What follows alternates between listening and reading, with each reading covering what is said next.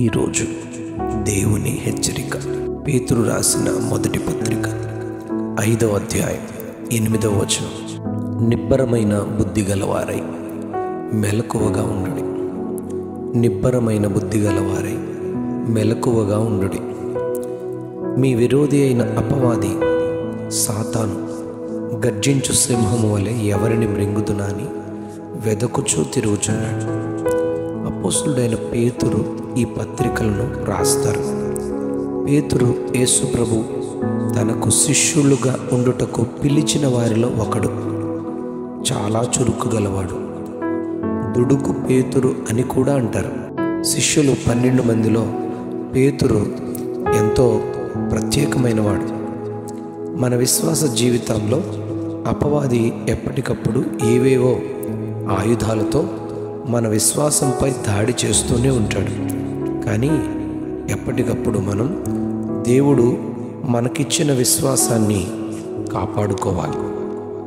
మత్తయి రాసిన సువార్త 16వ అధ్యాయం 13 నుంచి 20 వచనాల్లో మనం చూస్తే, యేసు ప్రభు శిష్యులలో నన్ను గూర్చి లోకంలో ఏమనుకుంటున్నారు అని అడగగానే అందరూ అన్ని రకాలుగా సమాధానాలు చెప్తారు. కానీ పేతురు నీవు సజీవుడవగు దేవుని కుమారుడవైన క్రీస్తు అని చెప్పగానే యేసు ప్రభు ఇది పరలోకమందున్న నా తండ్రియే నీకు బయలుపరిచారు కానీ నరులు కాదు అని చెబుతారు.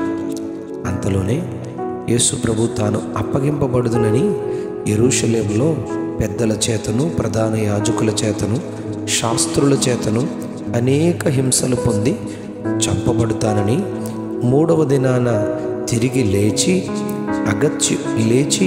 అందరికీ కనిపిస్తానని యేసు ప్రభు వారు చెబుతారు. పేతురు వెంటనే ప్రభుతో, ప్రభువా అది నీకు దూరమగునుగాకని ప్రకటిస్తాడు. ఆయన పేతురు వైపు తిరిగి సాతానా నా వెనుకకు పొమ్ము అని గద్దిస్తారు. అప్పుడే సజీవుడవైన దేవుని కుమారుడైన క్రీస్తు అని చెప్పిన పేతురు సాతాను దేవుని కుమారుడైన యేసు చేయవలసిన కార్యమునకు ఆటంకం చెప్పేలాగున పేతురును ప్రేరేపిస్తాడు. కనుక నిబ్బరమైన బుద్ధి గలవారమై మనం ఉండాలి. మత్తయి సువార్త 14వ అధ్యాయం 25వ వచనంలో ఇదే పేతురు రాత్రి 4వ జామున ఆయన సముద్రము మీద నడుచుచూ వారి యొద్దకు వస్తూ ఉండగా పేతురు, ప్రభువా నీవే అయితే నీళ్ల మీద నడిచి నీ యొద్దకు వచ్చుటకు నాకు సెలవిమ్మని అడుగుతాడు.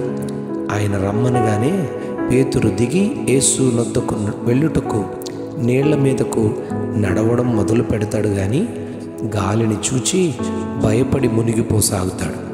అంతలోనే ఆయనను చూచి ఆయన వలె సముద్రం మీద నడవగలిగిన పేతురును అపవాది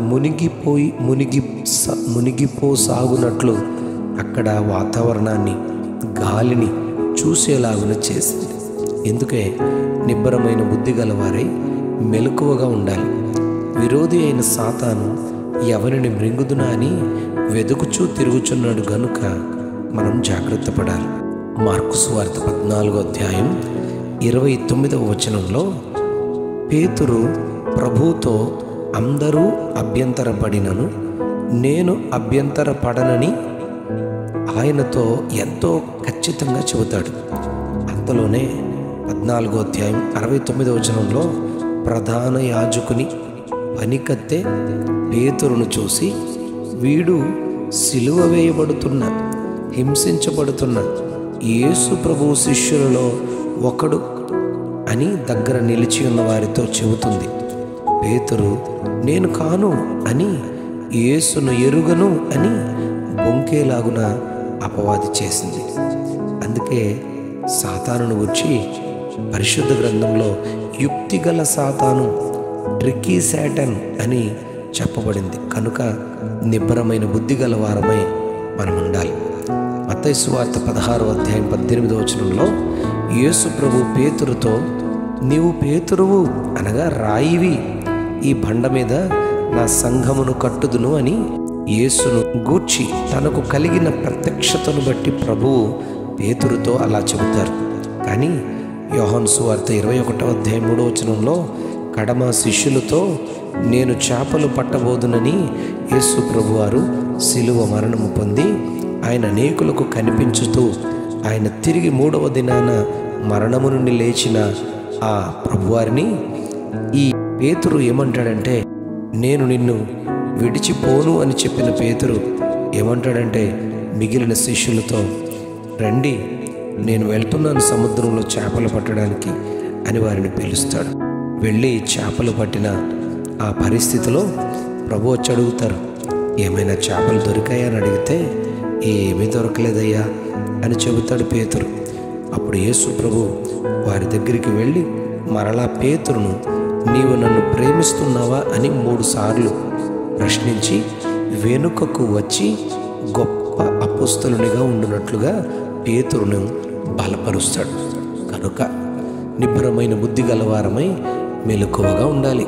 అపవాది మనల్ని మృంగివేసి దేవునికి, ఆయన సన్నిధికి, పిలుపుకు దూరం చేయకుండా, మనము దూరం కాకుండా జాగ్రత్త పడాలి. అట్టి కృప ప్రభు అయిన యేసుక్రీస్తు మనకు అనుగ్రహించునుగాక. Amen, amen, amen. నిబ్బరమైన బుద్ధి గలవారై మెలకువగా నుండుడి. నిబ్బరమైన బుద్ధి గలవారై మెలకువగా ఉండుడి. ఆమెన్.